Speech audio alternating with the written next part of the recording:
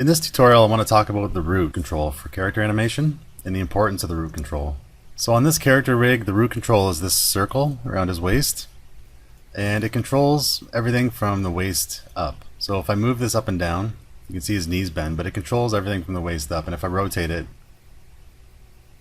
So when you're doing character animation and you're blocking out your animation, you want to make sure that the root control is the first thing that you really pay attention to. It should be the first control that you get into place before you start posing the rest of the character. I just did some quick animation of a character changing attitudes, so I'll just play it for you so you can see what it looks like. So you can see that his pelvis is going down and then back up again.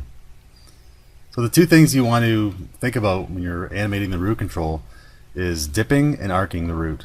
A lot of people forget to dip the root down when they're transitioning from pose to pose, and even some people in the industry neglect to do it sometimes. So the root's often neglected, and it's why I wanted to make this tutorial, just to reinforce the importance of the root control. So I'm going to go to my Translate Y, and you can see the curve there for the Translate Y, and you can see that it dips down here, and then it comes back up and eases back into a stop. So if I completely zero all these out,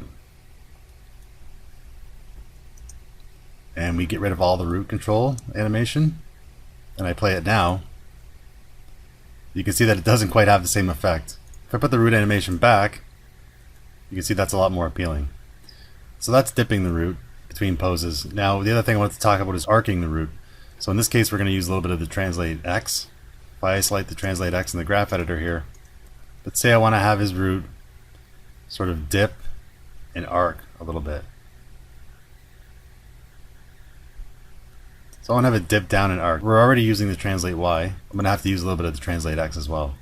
So as I scrub through the animation here, so on the way down we want to have his root translate a little bit in X.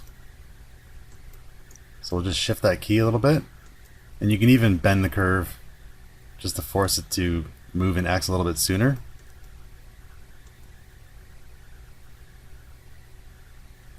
And then we want it to pop over to the other side in X on the way up. So I can bend that curve just to force it to happen a little bit sooner.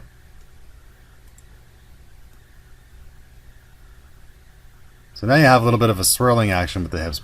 So when you're doing character animation and you're transitioning between poses, you really want to make sure you're paying attention to the root control, and you want to make sure that you're dipping and arcing the hips where appropriate, and it'll really enhance and add a more professional quality to your animation.